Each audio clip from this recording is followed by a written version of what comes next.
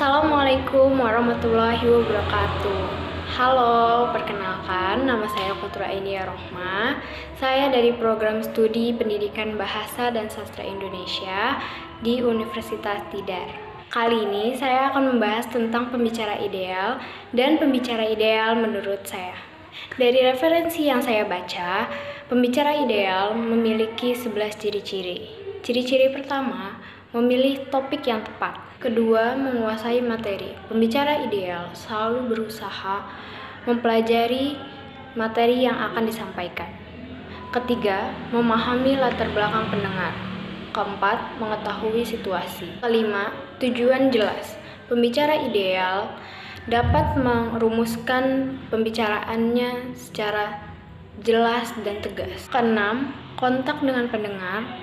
Ketujuh, kemampuan linguistik tinggi. Kedelapan, menguasai pendengar. 9, memanfaatkan alat bantu. 10, penampilannya meyakinkan. 11, berencana.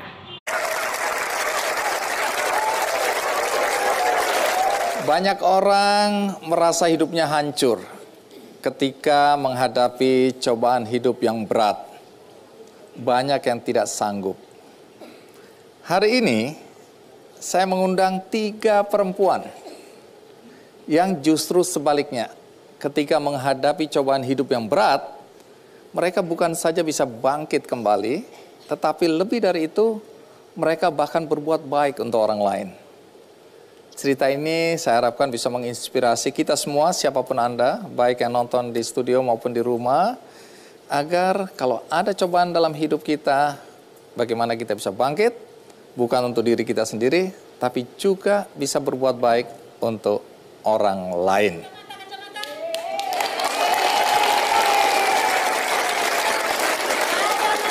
Kacamata. Wah, kacamata, Pak. Kacamata. Tunggu. Stop. Halo. Tanggung, Bang. Banyak orang, prospek. Prospek, Bang. Tunggu. Ini studio. Bukan tempat jualan. Iya, sekali-kali, Bang. Biasanya saya di jalan, Bang. Tunggu, Anda kesini dulu. Anda siapa? Sini dulu. Bentar, Bang. Tanggung. Enggak, jangan jualan. Tolong diamankan ini. Bang dulu. Andi, katanya baik. Kok pelit amat, Bang? Kalau di TV kelihatannya baik, aslinya enggak. Ya udah. Ya, Bentar, nanti saya jualan lagi ya. Tunggu. Taruh di sini dulu. Ini, baru pertama kali saya lihat ada penonton jualan di studio ini. Aduh. Anda belum jelasin Anda ini siapa, kok paksa jualan kacamata begini? Saya Yesa, Bang. Loh, berarti Anda tamu saya? Betul, makanya kesempatan, Bang. Lah kan langsung jualan. Kan sambil menyelam minum air, Bang.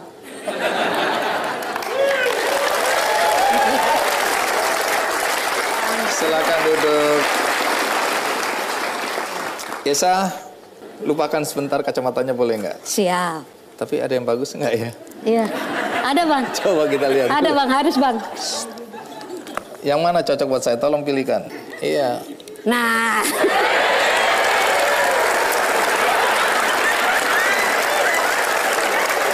Cocok? Oke, aku pakai ini terus. Iya. Jadi, Yesa... Saya geli, Bang, lihat kacamatanya.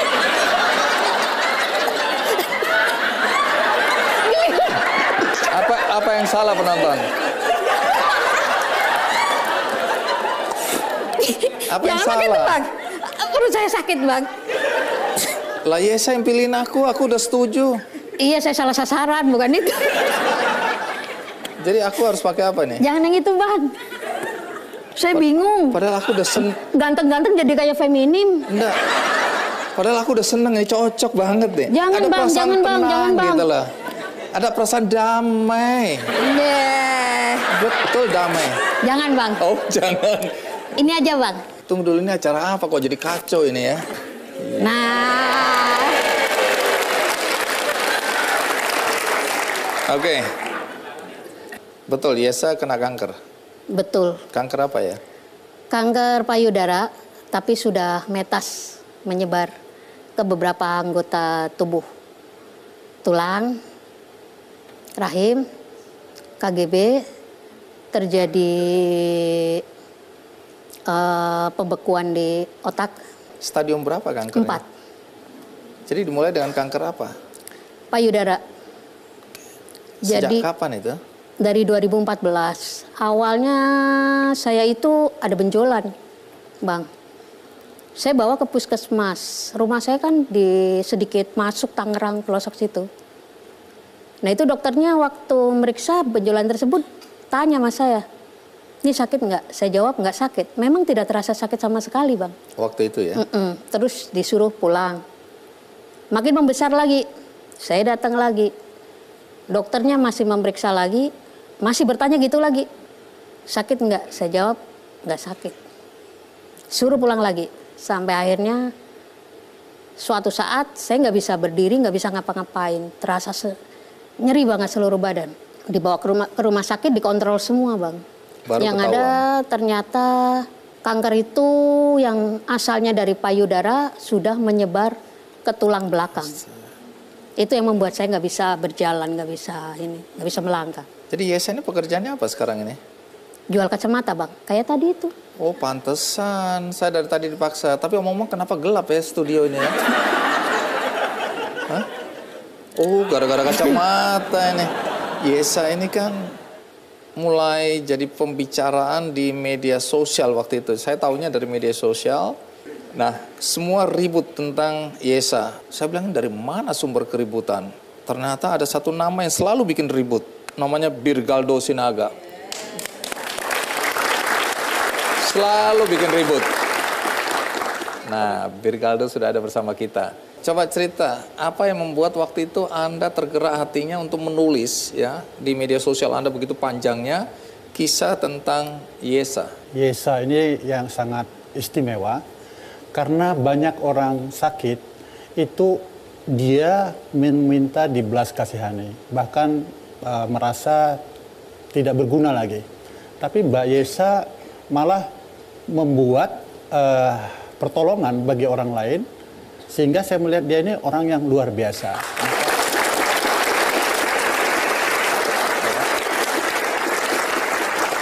Nah, ini kan banyak orang kemudian membicarakan Anda di media sosial ya, mengatakan bahwa bagaimana mungkin, harusnya kan Anda yang membutuhkan pertolongan. Tapi ternyata Yesa justru sebaliknya, dengan kondisi kanker ganas stadium 4, di mana semua orang udah merasa hidupnya hancur, tapi Yesa malah melakukan hal yang di luar akal sehat kita ya. Bagaimana kondisi Anda yang harusnya ditolong, tapi Anda menolong orang lain. Nah, nanti cerita kenapa sampai seperti itu. Tapi sebelum kita lanjutkan, ada baiknya kita lihat dulu tayangan berikut ini. Ya, menarik kalau dengar tadi pengakuan adik ya, bahwa dengan kondisi yang juga perlu perawatan, malah keliling ke kamar-kamar membesarkan hati orang-orang ya. Apa yang membuat Anda merasa kemudian dengan kondisi yang harusnya dikasihani kok malah membantu orang lain tergerak? Apa yang terjadi? Ketika kita melihat teman sesama kanker menangis, otomatis kita ikut sedih, ikut menangis. Itu menurut saya energi terkuras banget, Bang. Saya merasakan sendiri. Jadi lebih baik pikiran saya kalau dia membutuhkan sesuatu, saya lebih baik karena saya merasa masih produktif, masih bisa bekerja, kumpulin duit itu saya serahkan buat dia. Otomatis dia tersenyum, Bang. Ketika dia tersenyum, saya tersenyum, kita tertawa bersama. Energinya jadi positif ya? Energinya lebih positif.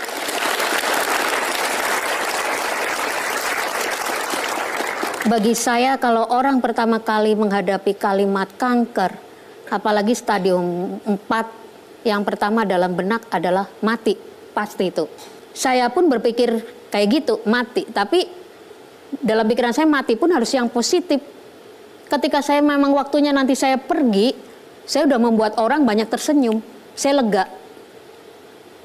Ketika saya terakhir operasi ke-9 kemarin, waktu operasi saya merasa damai sekali loh. Mungkin itu waktunya lah. Ini kayaknya saya waktu ya? kelenjar getah bening terakhir tahun kemarin.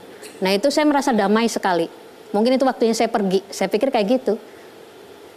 Ternyata ketika bangun saya kecewa, Bang. Waduh, badan saya nyeri lagi nih. Ada tugas lagi. Jadi saya merasakan bahwa hidup di dunia ini memang harus ada tugas, ada kewajiban. Ada tujuan. Ada tujuan. Berapa kali ya di kemo ya?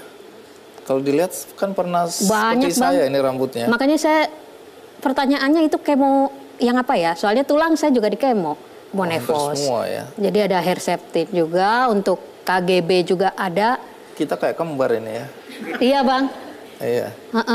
Oke, jadi berapa kali ini pernah masuk keluar rumah sakit? Iya, kalau itu Udah sampai nggak sekarang kehitung, juga ya? nggak bisa dihitung bang. Sampai sekarang juga masih berstatus pasien rumah sakit Darmais. Rumah kedua saya itu. Nah, tapi omong-omong biayanya bagaimana ini ya? Ada BPJS bang. Oke. Jadi ketika saya jualan setidaknya minimal kalau badan lagi fit dapatlah 100, 150. Itu keuntungan bersih atau? Enggak, maksudnya omset 150, 300.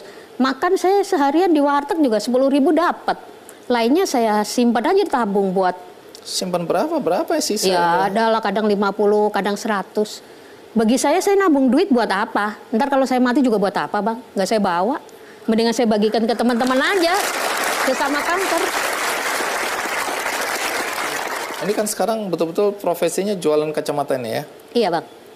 Oke, stop Gitu. sampai di situ dulu. Nah, nanti cerita lebih jauh ya. Siapa orang yang menerima bantuan dari Yesa ya?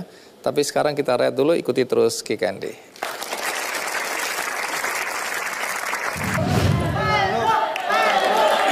Oh, peluk.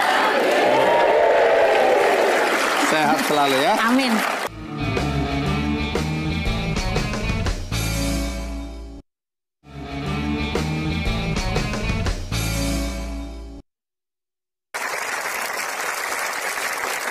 Terus jualan kacamata sejak kapan? 2 tahun yang lalu. 3 tahun sih. Jadi jualan di mana? Di perempatan Pagedangan di BSD. Setiap hari di situ? Setiap hari dari jam 6 sampai jam 6. Tapi kalau lagi kondisi jelek atau hujan ya tutup, Iya. nggak jualan. Nah, kalau dilihat kan tadi disebutkan katakanlah penghasilan 100, 200 ribu, 300 ribu. Terus kemudian makan 3 kali. Terus yang disimpan untuk kemudian didonasikan ya, untuk membantu orang lain. Saya itu kalau ngomong donasi bukan sih bang ya. Apa? Pokoknya saya kumpulin beli yang menurut saya itu teman saya butuh.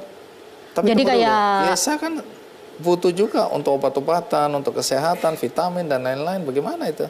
saya sehat aja, saya menganggap saya sehat. Buktinya saya bisa jalan, kesini aja bisa tuh. Nah, lalu uangnya dipakai untuk bantu orang, bantu apa misalnya?